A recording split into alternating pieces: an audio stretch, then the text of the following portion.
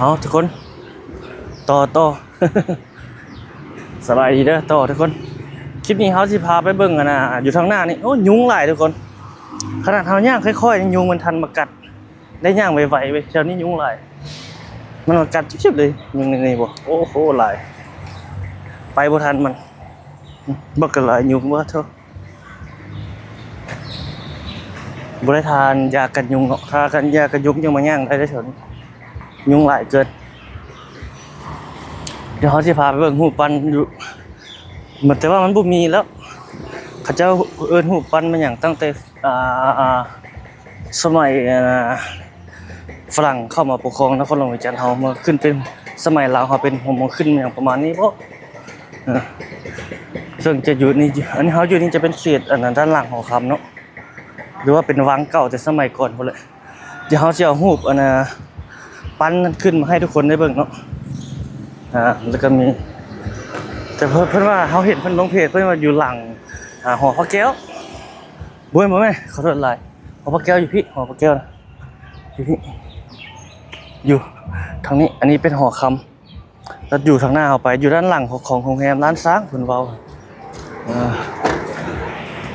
ด้านหลังของโรงแรมร้านช้างมันมีผู้ปั้นคล้ายคือฝรั่งนะยืนอยู่นะแต่ว่าตอนนี้เพิ่นบ่มีแล้วเพิ่นฮือถอนออกแล้วหูปั้นหั่นแต่ว่าขอบเขตนั้นนะเพิ่นน่าจะสร้างขึ้นมาใหม่แล้วนะเขาไปเห็นเพจหนึ่งที่เพิ่นเอาลงน่าจะเป็นเพจของภาพในอดีตเลยทุกคนเพิ่นเพจนั้นเพิ่นจะมีภาพเก่าหลายโอ้ตอนนี้คนมาย่างมาแล่นออกกำลังกายหลายนี่โอ้ยุงหลายทุกคนย่างผ่านนะครับพอย่างซ่ามันกัดหลังต้นเลยนี่ทางนี้จะเป็นด้านหลังของหอคำเพราะอันนี้ดอกไม้ขึ้นใหม่งามเลยกำลังออกดอกบัวต้นมันอย่าง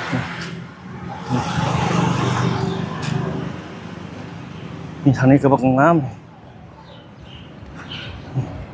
เขียวเลยฟ้าดอกเป็นสีฟ้าอันนี้รถจอดได้แล้วแถวนี้มันมีล็อกให้จอดโอ้จะยุงกันหลังทบยุงเลยตบยุงพรึบไปที่ทางในคนมาย่างมันนั้นแล่นลายอยู่แต่ถ้าผู้ใดที่มาแล่นนั้นเขาแนะนำทายากันยุงก่อนแล้วจึงมาได้ทุกคนเพราะว่ามันมียุงหลายนะเขายืนเขาหยุดนี่มันมากัดรถยุงลายในเมืองนี่โอ้อันตรายเลยเป็นไข้เลือดออกนี่ยอมเลยทุกคนเราเคยเป็นเท่านึงโอ้เจ็บต้นโตเจ็บกระดูกเมื่อยบางคนนี่ถึงขั้นเสียชีวิตได้ทุกคนเป็นไข้ยุงเนี่ยมันบ่ได้มียาปัวเป็นไข้ยุงเนี่ยมีแต่ขันไปห้องหมอเพิ่นก็กินยาตามอาการซื่อๆใส่น้ำบ่เฮาเมื่อยเฮาวินหัวเฮาปวดห้างมันหยังเพิ่นก็เอายาให้กินตามอาการที่เฮาเป็นซื่อๆแต่ว่าเฮากินยาหายคือที่วัดยาที่วัดบ่ยาที่เจ็บท้องนี่มันบ่มียาอยู่ปัวไข้ยุงจะเป็นทหารทูตน่ะไปทางหน้าเอาจะซอดใส่คาดดำเพื่อมาหูปั้นอยู่ทั้งหลังของโรงแรมร้านซ้างจะพื้นนี่ทางหน้าเนาะทางหลังก็ต้องเกี่ยวไปทางนี้เดี๋ยวน่าจะเข้าไปอะไรที่ต้องได้เข้ามาทางเบื้องกันส่วนน้ำผุทางในตัวนี้นี่เขาเจ้ากำลังเฮ็ดเป็นโครงเหล็กเฮ็ดใหม่เนี่ยเขาข้ามทางไปทางนั้นจุบรถนี้มันล่องขึ้นมาอย่างเดียวด้วยอย่างนี้ลงไปนี่บ่ได้แล้วมันเปลี่ยนใหม่โอ้นี่บริษัทเขาเจ้ามีคนออกมาทางหน้าหลายๆเขาเจ้ามาชุมนุมพนักงานเนี่ย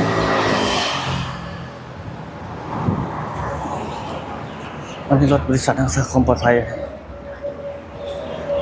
เป็นโรงแรมลาซาโอ้มีนี่เป็นหูเฮาอยู่ข้างหลังเนาะโอ้เขาเจ้าชุมนุมเด้อ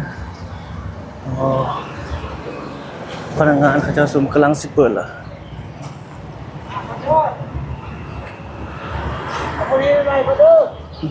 นี่เขาเจ้ามาท่ากำลังเลิกเนี่ยนี่ห่ออยู่นี่เนาะทุกคนเนาะอ๋อด้านหลังเขาบ่เคยเข้ามาก็อ๋อมีห่ออยู่นี่เดี๋ยวเขาจะเอาหูบขึ้นเบิ่งเด้อ เอารูปอันน่ะรูปปั้นแต่เก่าแต่ตอนนี้มันบ่มีแล้วมันเป็นเพิ่นสร้างขึ้นนี้มาแบบนี้ใหม่นะประวัติเวียงจันทน์นี่หลายคนน่าจะรู้เนาะแต่เฮานี่ก็รู้คร่าวๆตามที่เฮาได้เบิ่งตามเพจตามสื่อสังคมออนไลน์ปัจจุบันนี้จะเป็นแบบนี้นี่อืมนี่จะเป็นหอแบบนี้เนาะแต่มีคนมาอยู่เด้ทุกคนนี่เพราะว่าเพิ่นเฮ็ดใหม่แบบนี้เป็นหออยู่แบบนี้เด้อเพราะว่าบ่ฮู้ว่ามีหออยู่นี่เด้อทุกคนมาแล้วจังเห็น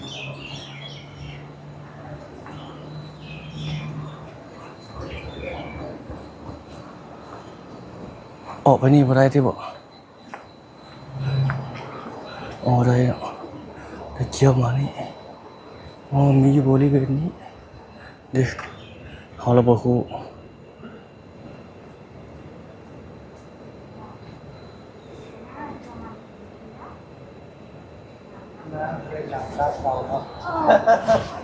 มีต้นโพเก่าอยู่นี่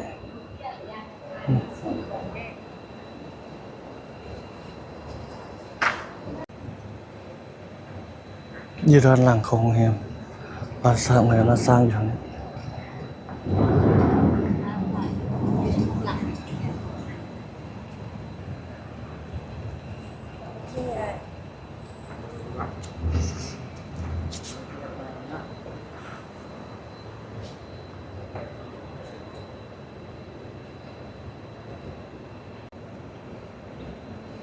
มันจะเป็นแบบนี้ปัจจุบันทุกคนเลยอ๋อ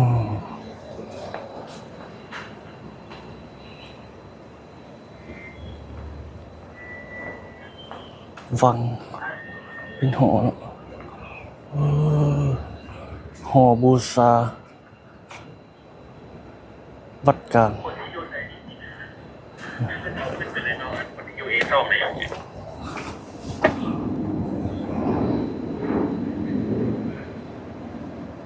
จะสิพาเข้าเบิ่งเด้อทุกคนเลย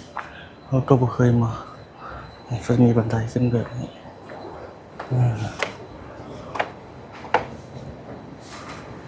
เดี๋ยวเข้ามานี่ทางในเป็นแบบนี้เป็นหอเนาะ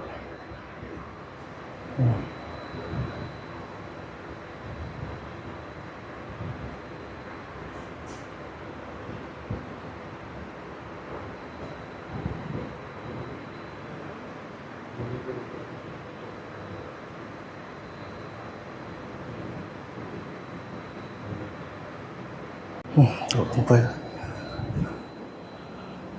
อยู่ด้านหลังผิดเนาะ ตอนนั้นมีนั่นอยู่นี่เลยเนาะไม่อย่างก็หูปั้นตั้งแต่ตอนสมัยนั้นเพิ่น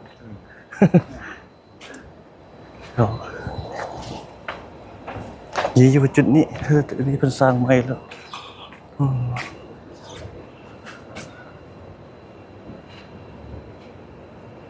นี่เป็นพนักงานของแฮมร้านสร้างเพิ่นนั่นแต่ก่อนน่าจะขึ้นกับเนื้อที่ของอยู่นี่แล้วอยู่ด้านหลังดีเด้อทุกคนเลยประมาณนี้แหละเขาก็สิออกไปทางนี้เลยแหละประมาณนี้แหละขึ้นมาให้ทุกคนดูอันนี้มันปิดแล้วนี่ปิดตูได้เนี่ยเดี๋ยวออกมาทางนี้ประมาณนี้อยู่ด้านหลังของแฮมแล้วสร้างเป็นเพิ่นน่าจะเอา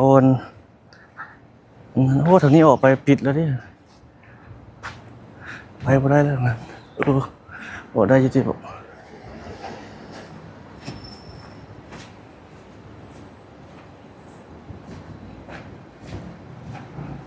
ปิดแล้วเนาะประตูทางนั้นปิดแล้ว ออกไปทางนี้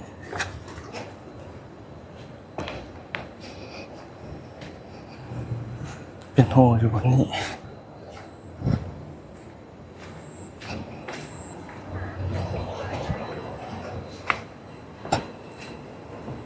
ด้านหลังของโรงแรมด้านสร้างหลังใหม่ว้าวมันเฮ็ดใหม่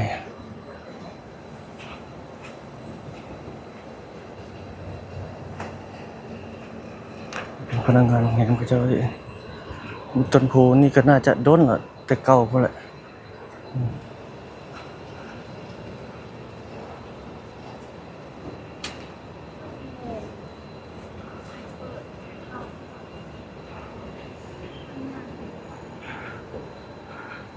อันนี้เป็นบ่อน้ำบ่ออย่างดูดิ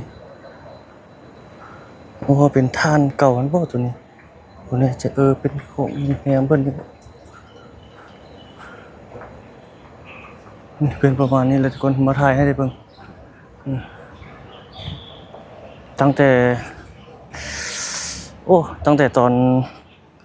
สมัยฝรั่งสมัยนั้นพุ่นน่ะเป็นตำนานในตอนนั้นพุ่นล่ะ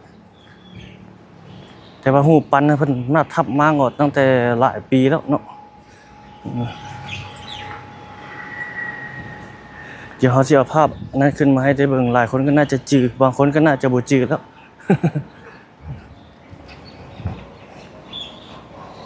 ถ่ายให้ได้ทุกคนได้เบิ่งได้ชมเนาะบางคนบางท่านเพิ่นก็เห็นตั้งแต่สมัย5-60 ปีหลังมาปัจจุบันนี้ก็มีการเปลี่ยนแปลงมีอย่างไปต่าง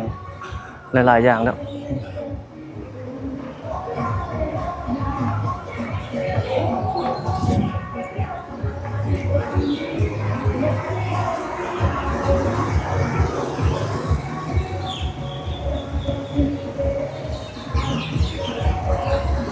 โรงแรมเขาเจ้านี่กำลังเริ่มสิเปิดได้ตามเบิ่งพนักงานเขาเจ้าโรงแรมเขาเจ้ายืนนิ่งหลายๆว่าเขาเจ้ามาทัศนะมันอย่างจักอย่างบ่แน่ใจ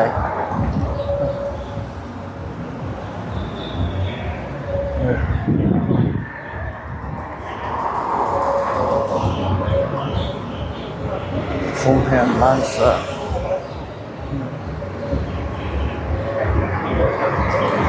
หลายเขาเจ้าเปิด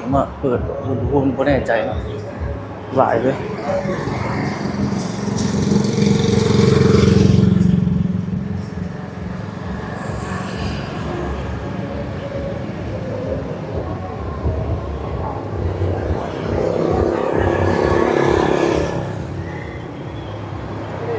ยังบ่เปิดง่าย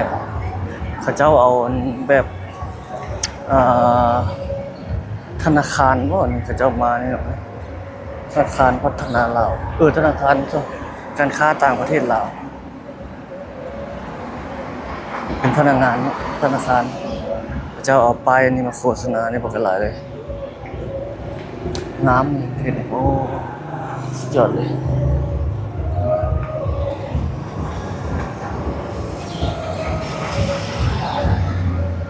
รถจอดหลายๆทางนี้เต็มเลย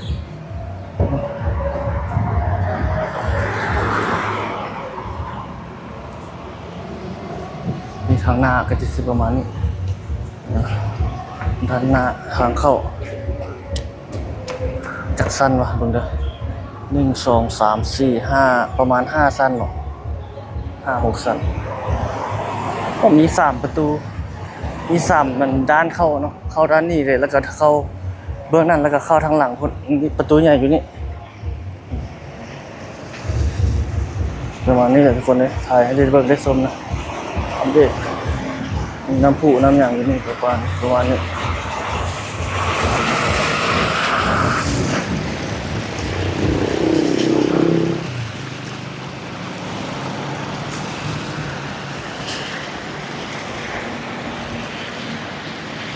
ไปบนนี้ก็สอดใส่น้ำพุมันเลยไปทางนี้เอาสิย่างไปทางนี้บ่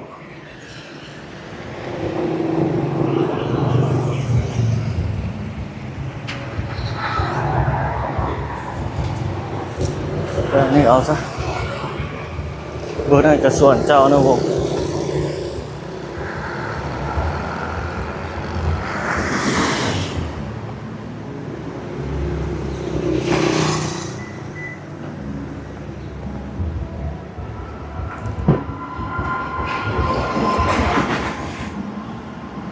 โอ้รถจอดอยู่ตามแคมทางนี่หลายเนาะ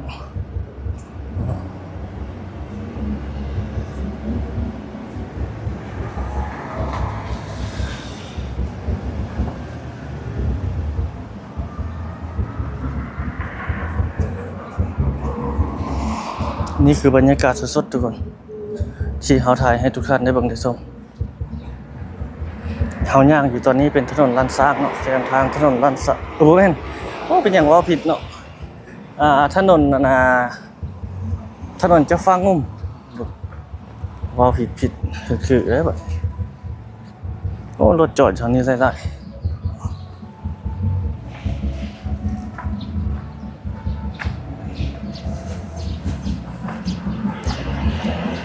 นี่เป็นบรรยากาศที่มาเลาะมาถ่ายมาอัปเดตให้ทุกคนได้เบิ่งได้ชมอันนี้เพิ่นเฮ็ดคำขวัญเนาะสมเสยการเลือกตั้งสมาชิกสภาแห่งชาติชุดที่10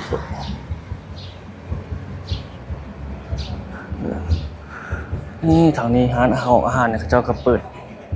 อันนี้เขตบ้านเชียงยืนอันนี้นะเมืองจันทบุรีนครหลวงเวียงจันทร์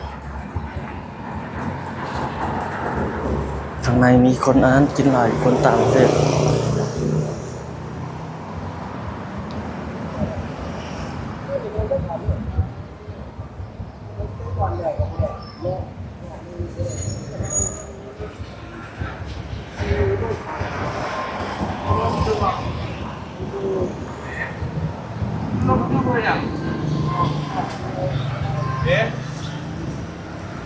ผาย่างเลาะย่างศพเนาะทุกคน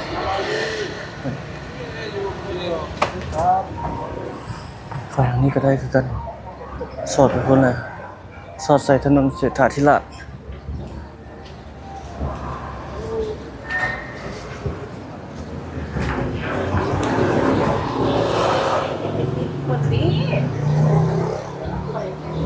สตาร์บัคอยู่ไหนคนไร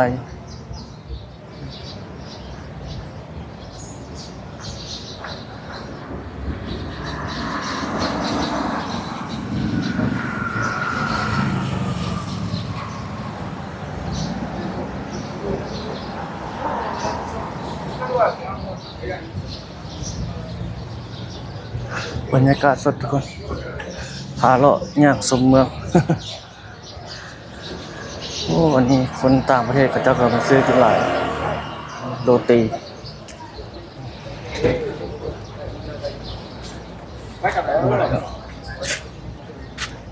โอ้หานปีงานนี่โซนนี้ก็ไปโอ้มีบทนั่งเขาเจ้านั่งกินนี่หลายสอดเลยหานปีงานนี่จะขายดีเลยคนซื้อหลายเอง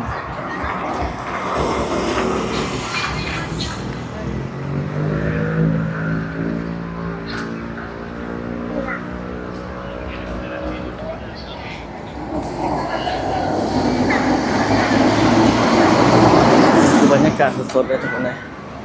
พาโลกไปเบิ่งชมไปกับข้าวไปแย่หนึ่ง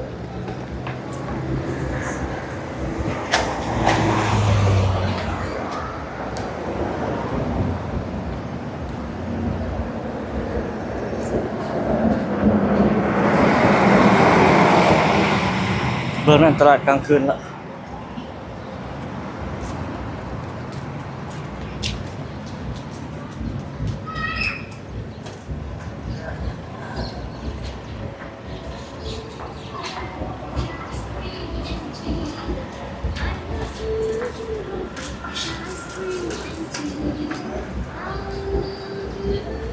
มันห้านจุ่มจีนนี่ก็มีอ่ะโอ้โหมีห้านเขาเจ้านั่งกินไอติม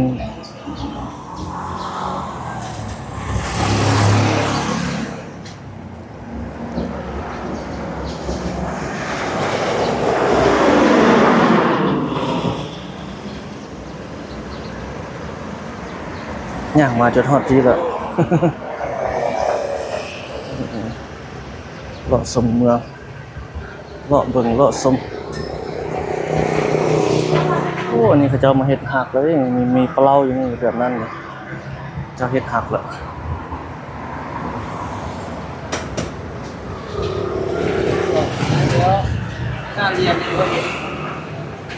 ไอตีโรตีร้านนี้ได้ขายดีร้านนี้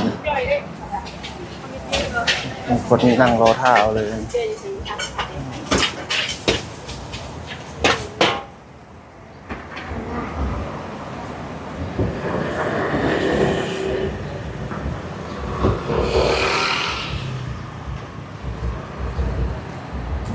บรรยากาศทุกคนถ่ายให้ได้เห็นได้ชมมีร้านขายข้าวฝือข้าวเปียก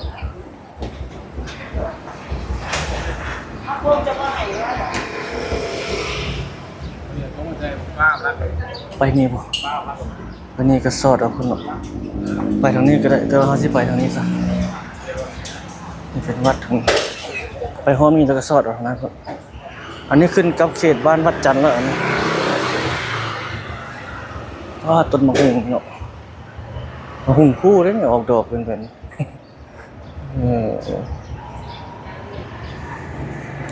บางคนมันออกมาหุ่งผู้แบบนี้เขาเจ้าเปลี่ยนไปเป็นอันน่ะให้มันเป็นตัวแม่ให้มันเป็นหน่วยเป็นหมากนั่นก็มีก็ได้นะเขาเจ้าสร้างเฮ็ดเฮาเจ้าเฮ็ดจังได๋บ่แน่ใจบ่เฮ็ดจังได๋เขาเจ้ามีสูตรของเขาเจ้านะ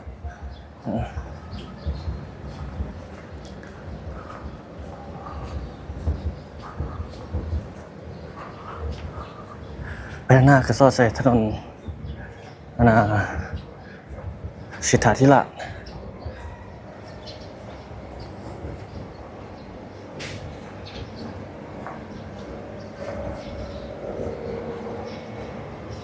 นี่ก็มีตึกอาคารเก่าเขตบ้านวัดจันทร์เมืองจันทบุรีนครหลวงเวียงจันทร์เป็นตึกอาคารเก่าโดนเลย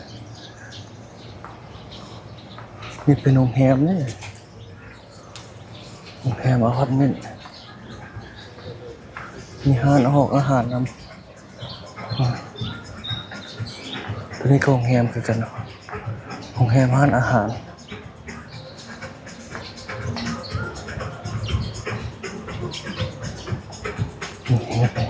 เครื่องดอกเครื่องดื่มตัวนี้ก็คือกันอาหารเครื่องดื่มโอ้หลายไม่ได้เห็นเป็นแบบนี้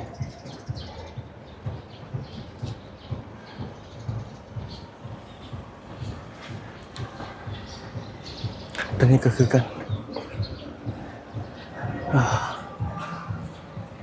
โอ้ตัวนี้เป็นตึกเก่าคุณเด้อเปลี่ยนกล้องให้เบิ่งเป็นเบื้องตึกเก่าแล้วมันเป็นทรงไม้เหล่าเดิมแบบนี้โอ้เสามันโดดมันอย่างมันอาจจะโดนแล้วเนาะ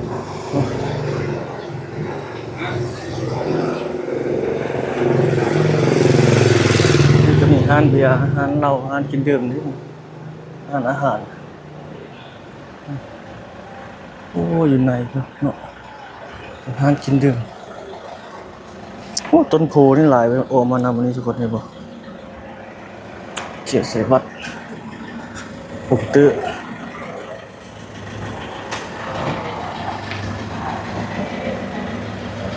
เขาจะเปลี่ยนกล้องกับกล้องโกโปรถ่ายไปเลย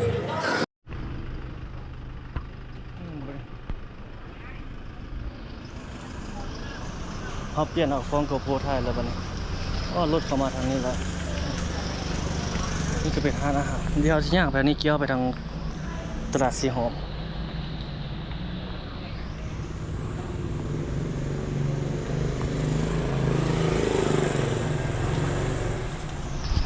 ย่างโลอัน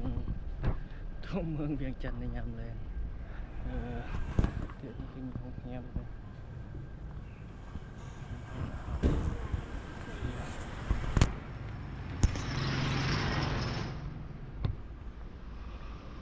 โรงแรมสุภาพร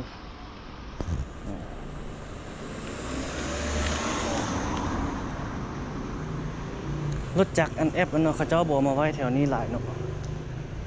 เอามาไว้แถวนี้หลายคันมันน่าจะโอเคอันนี้เพื่อทางย่างนี่ธรรมดามีอันนี้ตัวมันหลายคนขี้เนี่ยบ้านเฮานี่เอามาให้นักท่องเที่ยวเนาะแต่ว่าคนลาวเฮานี่ส่วนใหญ่เขาเจ้าก็ไปรถส่วนตัวทางหลังเขาก็สอดใส่ถนนนั่นนะจะฟังงุ่มคนลาวเฮาคือว่าส่วนใหญ่ขี่รถอันน่ะส่วนตัวหลายคนนี่เป็นร้านอาหาร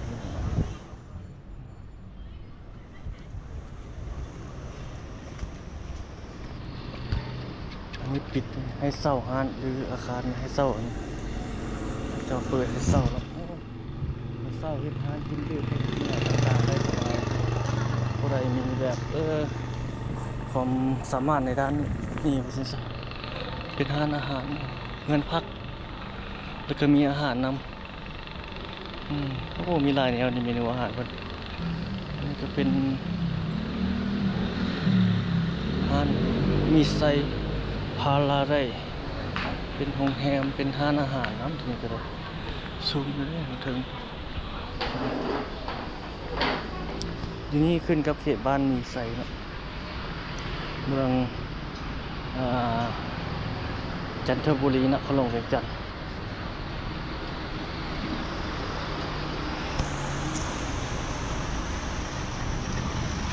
นี่เลยทุกคนคือบรรยากาศในตอนแรงๆมาถ่ายให้เบิ่งได้ชมนี่เฮามานี่ซอดใส่ถนนมันตั้งนั่นแหละถนนไปตัวนี้บ่ซอดที่ตัวนี้ห้อมนี่บ่ซอดเลยทุกคนเราต้องย่างลงไปทางนี้จึงไปห้อมนั่นจึงซอดอันนี้เป็นถนนสิทธาธิราช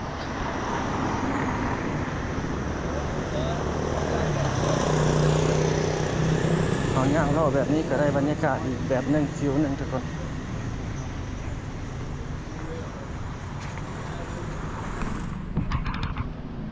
บรรยากาศยามแรงเวียงจันทน์บ้านเฮา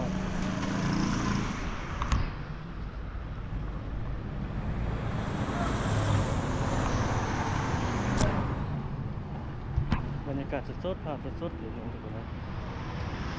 ให้ได้เบิ่งได้ชมอยู่นี่ในปัจจุบันที่ห้องมีสอดบ่ห้องมีสอดห้องมีสอดใส่ถนนแห่งบุญสอดใส่ตลาดมืดเขตสีหอมห้องทางนั้นก็สอดอยู่กันรถมา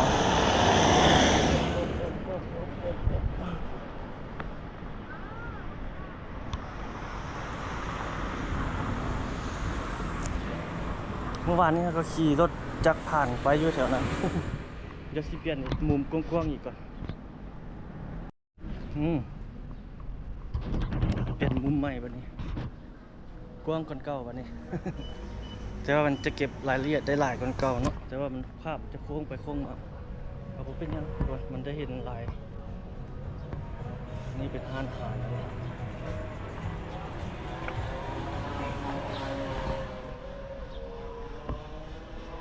เป็นโรงแรมรถมันตอนเล่นมาเท่าไหร่แว่งเป็นโรงแรมมันก็เป็นโรงแรมบ่นี่มีต้นกล้วยครับโอ้ไปไวเท่า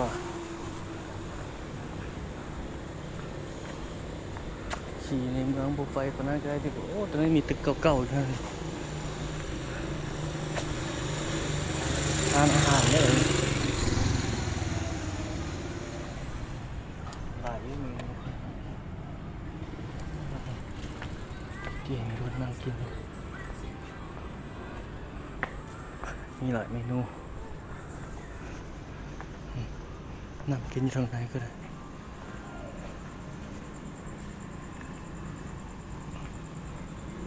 ตอนนี้ก็เป็นตึกสูง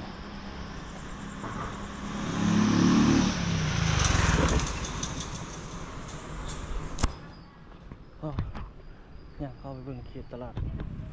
ทางคืนสีหอมมื้อนี้สิได้หยังไปกินเนาะ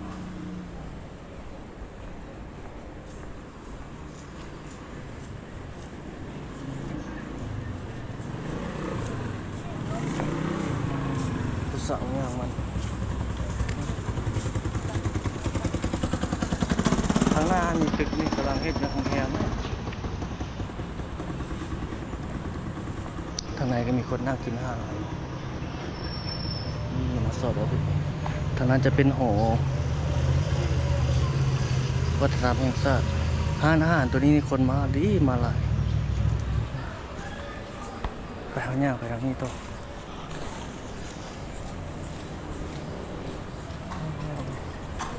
โอ้คนหลาย หัวมันตลอด เป็นท่านหมักไหมโอ้พระเจ้ามาท่ายเรียบท่ายอย่างหมด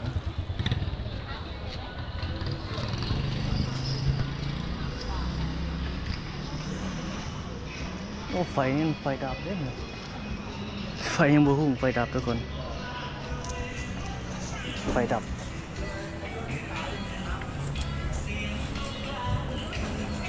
มืดปิกอันนี้นี่อาหารจีนอันนี้อันกุ้งนิ่วหวังวัน ห้องการบ้านไฮโซโอ้ฝนนี่เริ่มมาหลายแล้วจนแรงๆมาแล้วไฟดับทุกคนเลยนี่ไฟอันนี้ไฟทุกเตือนกับเจ้าหุ่งโอ้มาเจอตอนไฟดับ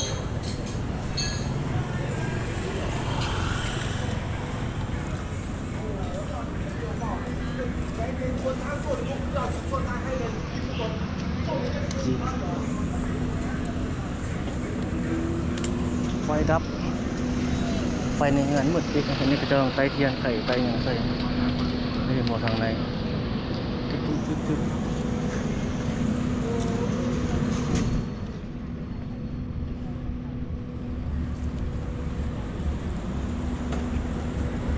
แต่ว่าห้านขายเครื่องเขานี่บ่ดับจะบอก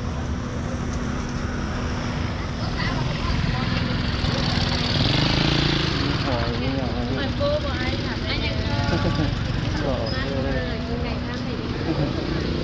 หลายเนื้อเนาะจริงๆน้ำปกน้ำปันโอ้ไฟดับทุกคนเลยมืดปิดด้วยนี่บางห้านก็หุ่งบางห้านก็มืดคนหลายอยู่ธรรมดาทางเทิงนี่มันจะมีไฟหุ่งแต่ว่าตอนนี้มันดับ โอ้อันนี้กดเต็มเลยน่ากินเนื้อเลยหอยน่าไปหลายเต็มเลยตอนนั้นก็หลายทุกวันนะแต่ว่ามันไฟดับนิดๆ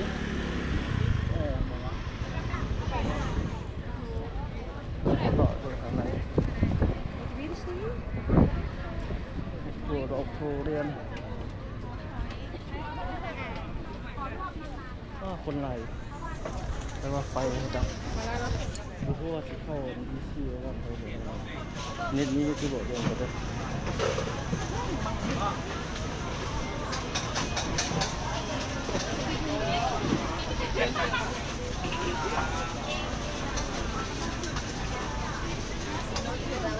สัญญาณเน็ต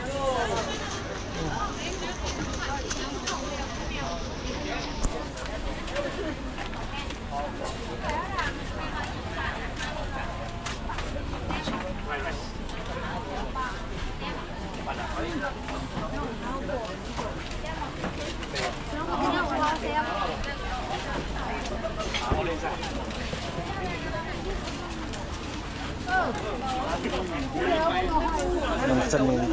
สัญญาณซ่าไฟดับมืดทุกคนโอ้คนหลายเลย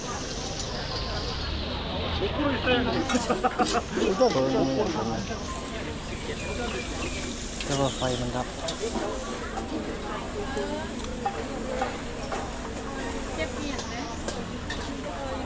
ทางในห้างอาหารทะเล này mà áo rau kẹo chân đuôi โอ้โหไฟดับมืดเลยเข้ามา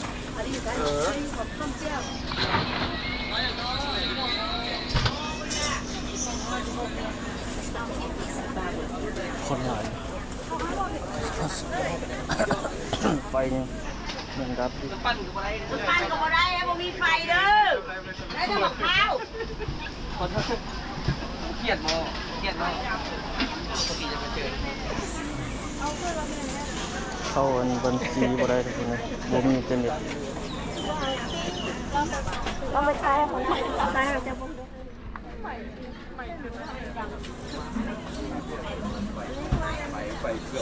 แซลมอน เขาจะจัดเป็นร่องแบบนี้ใหม่เนาะ อ้าวมึงยืนนี่นึงกับมึงเอา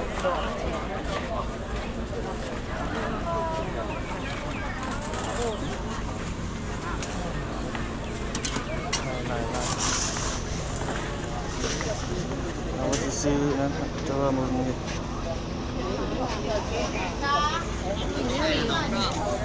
มุมมีอย่างนี้เจ้าเห็ดเป็นร่องใหม่มืดเนาะไฟดับ บาทกินนี่แหละเงินก็ออก ที่ต่างประเทศตลาด เท่าไหร่บาทเป็นหนักโลกเยอะ โอ้คนเอาเป็นรถ เดี๋ยวนี้พัดลมมาลงต่ำอยู่นี่นะแต่มันลงขึ้น UTG พี่บอกว่าหาเป็นทีเด้อ13แบบปั๊มเลยเด้อ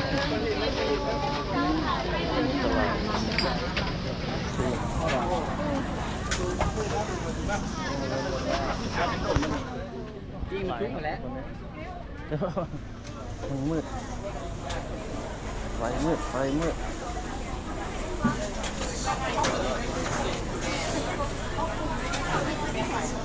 โอ้ส่วนนี้ก็คนหลายอยู่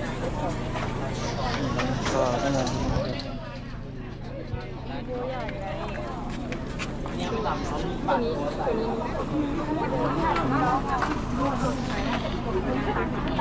ป้ามีว่าจะ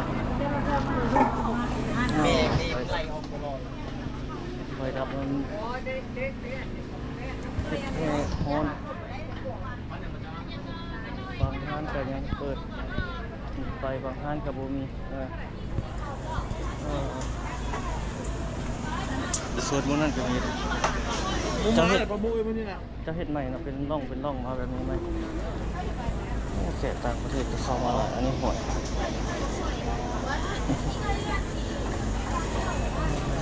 สาวมาซื้อ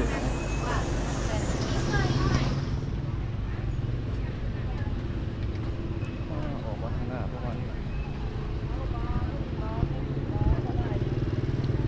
ถ้าดีใจมันก็ถามได้เลย ดังได้เด้อ ตายเนาะมาไปซื้อหอยนะ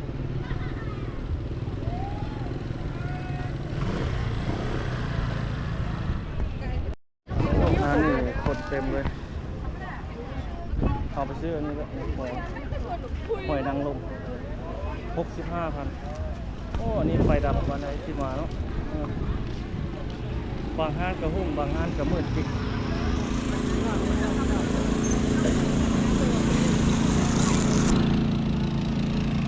โอ้นี่กระดอมใจปั่นไฟอะไรน้อย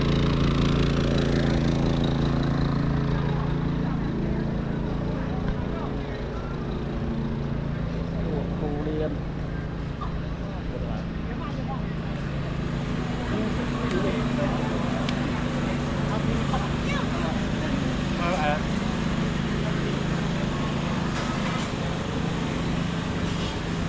อันนี้เราจับให้บุคคลจะเจอเก่าเดือนใหม่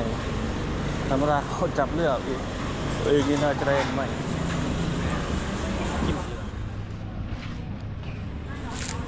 เนี่ยกลับไปหารถจักรเอาแล้ววันนี้กลับรถจักรเขาจอดอยู่แคมป์ของ อย่าให้แซวเดี๋ยวถ้าแซวแบบเดียว วันนี้ร้านนี้จะขายดีขนมหวานมืดปิดไฟเนี่ย เนี่ยย่างย้อนกลับไปเลยให้เขาได้ดูตลาด นักท่องเที่ยวคนไทยก็หลาย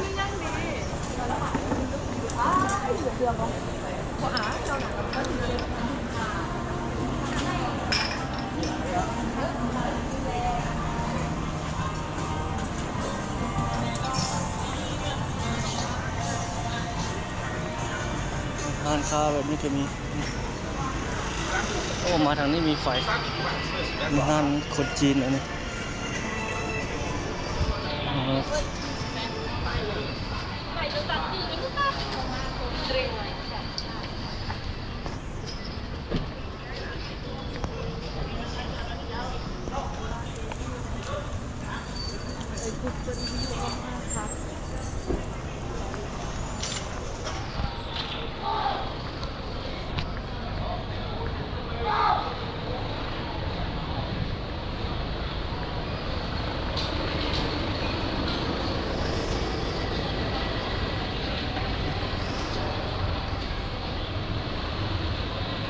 มาทางนี้มีไฟเนาะบนตลาดนั่นดูมีไฟดับ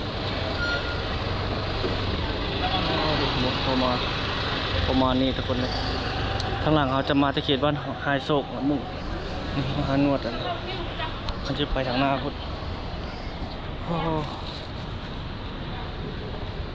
บรรยากาศห้านเกาหลีโอ้หลายเมนู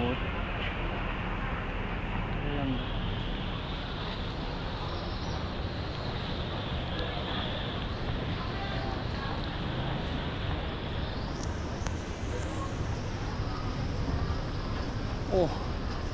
มาทางหน้านี่ไฟหุ่งทางหลังก็มืดตึก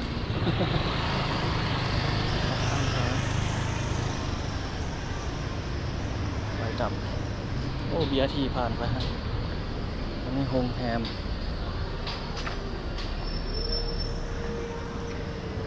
มีห้านอาหารก็โฮมแฮมก็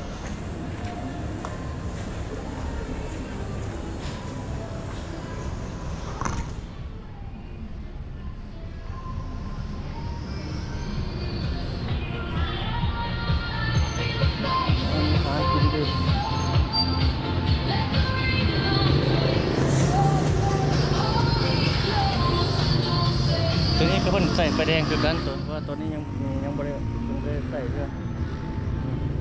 มีรถมาจะมาแต่ทางสนามบินบ่แล้ว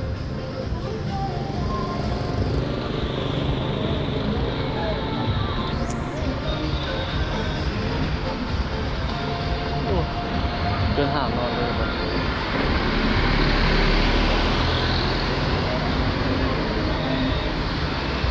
โอ้รถนี่ล่องมาแบบนี้เลยเจ้าบอกให้ล่องมามีแต่เบียร์ที่ล่องมามีล่องมาเลย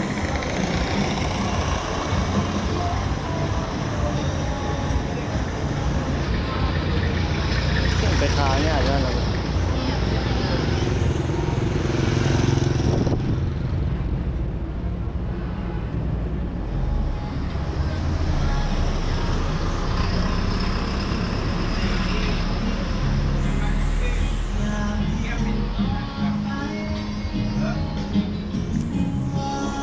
อันนี้คือบรรยากาศที่ถ่ายให้ทุกท่านได้ชมได้ชมเนาะ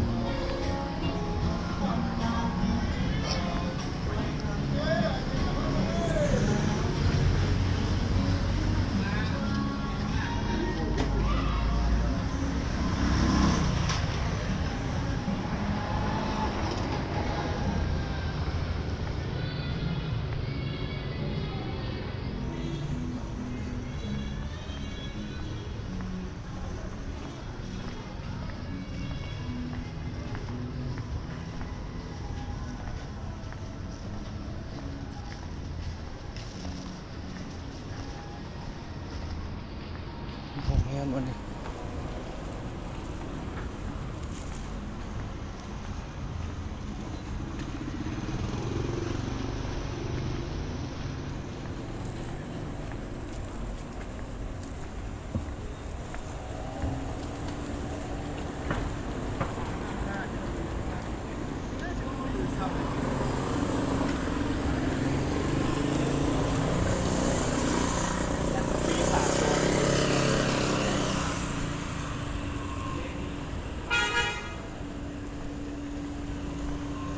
โอ้หาวย่างบอกไกลๆ ฉันเมื่อยทุกคนเลยหาวย่างไปทางหลังนั่นไปตลาดนั้นคิดฮอดซ่องเก่าตัวที่เราเฮ็ดลบไปโอยกูคืนบ่ได้ทำได้ลบทั้งสองซ่องแต่ว่าได้คืนมาซ่องนึงที่ได้ซ่องนี้คืนซ่องหลักนี่แต่ซ่องนั้นยังบ่ได้ซ่องนั้นซ่องที่เราซื้อมาเอาคืนบ่ได้เลยซ่องนั้นหายไปเลยล้างโทรศัพท์ผมแม่โทรศัพท์เราไปหมดเลย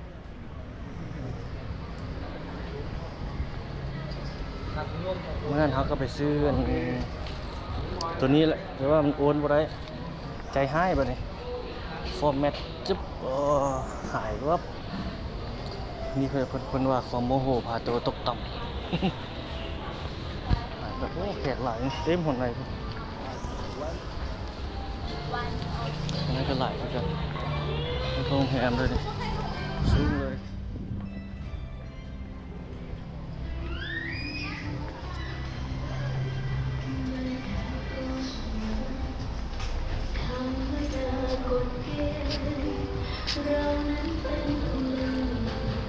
เป็นร้านอาหารทางนั้น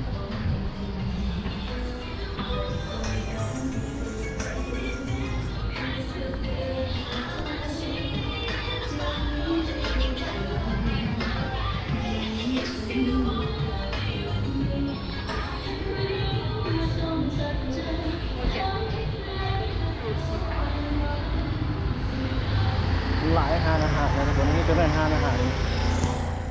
อันนั้นก็แม่น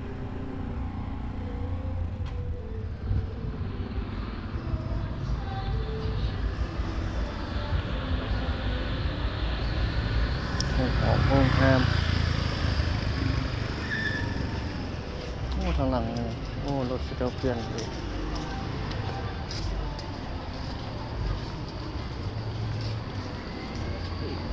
นี่คือบรรยากาศสดๆเลยทุกคนเลยพาโลพาเบิ่งไป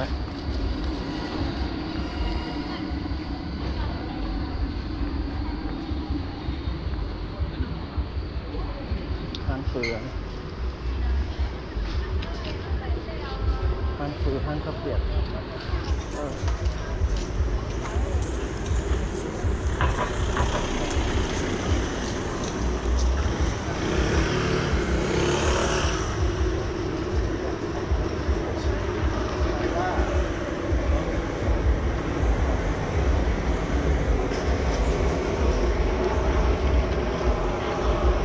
ร้านอาหารเกาหลีจะมี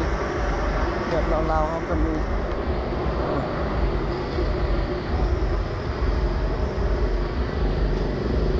ยำโจ๊กยำจีนอาหารหลายๆอย่างเนาะน้ำปอกน้ำปั่นอเมซอนคนที่กินหลายด้วยข้ามเข้าไปเลย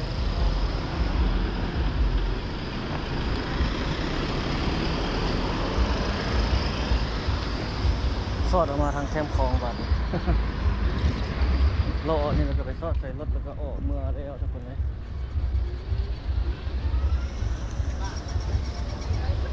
เกือบเอาบุหินครับบได้ซ้ำว่าเสียวแบบเก่านะไม่ได้เกือบมันชวนมันนี่พี่นี่เจ้าเขียนป้ายทางแสนกีบหน่วย10,000 10,000คู่ละแสนอันนั้นเกิดมาอย่างไรมาบ้างอ๋อเป็นเกือบแพ้เจ้าเขียนเลยแสนกีบ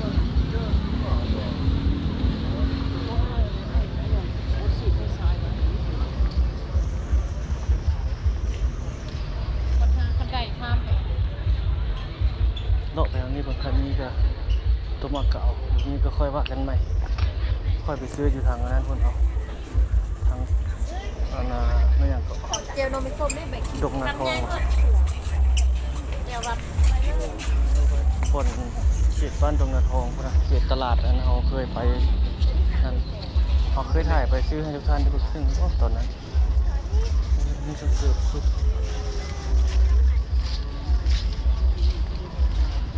อยู่ตรงนั้นกับคนเบียดขายคือกันหลายเครื่องดึกมาแล้วคนหลายแล้วค่ำมืดแบบนี้แล้วคนหลาย 7-8 โมงมีคนหลายตอนเมื่อกี้เขาเข้ามาเขาจะบทันเปิดร้านเบิดเชื่อ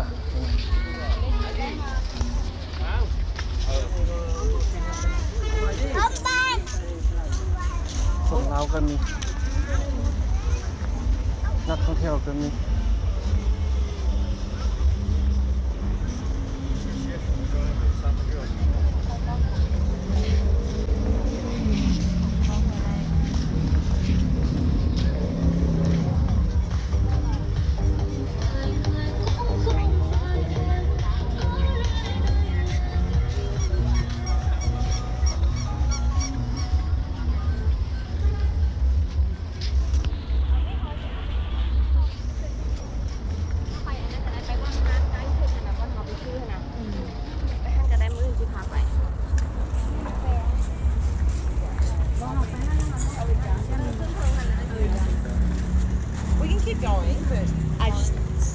หลายเนาะคนลาวก็หลายนักท่องเที่ยวก็หลาย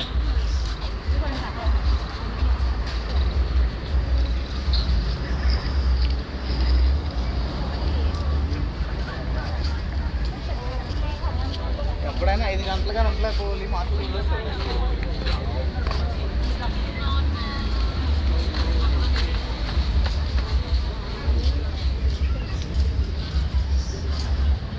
อันนี้คือบรรยากาศสดๆเลยทุกคนเลย trả gì giống cái cơn này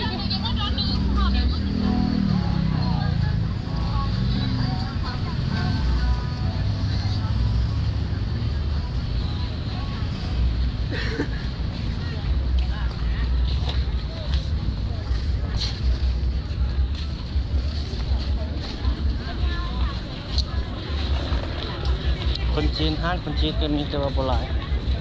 ส่วนใหญ่จะเป็นคนเวียดคนลาวเฮา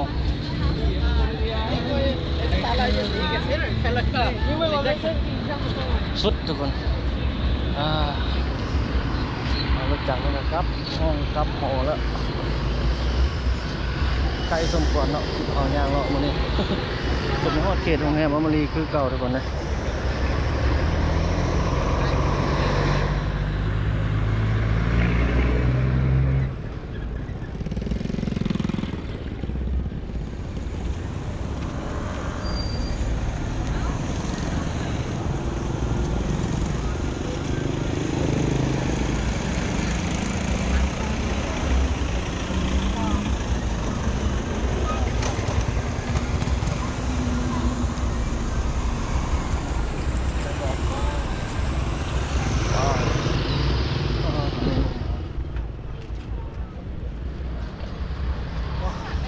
ขึ้นมารถทางนี้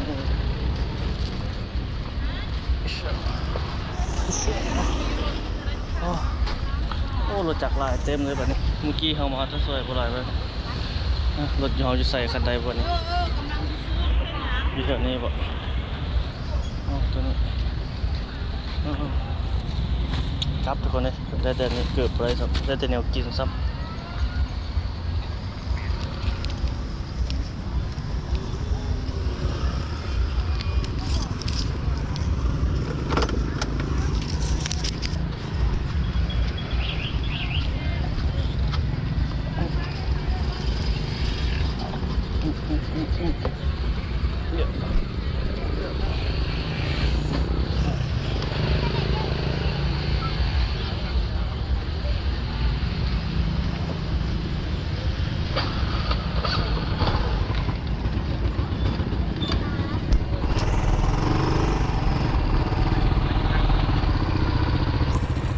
ประมาณนี้ทุกคนคลิปนี้นะ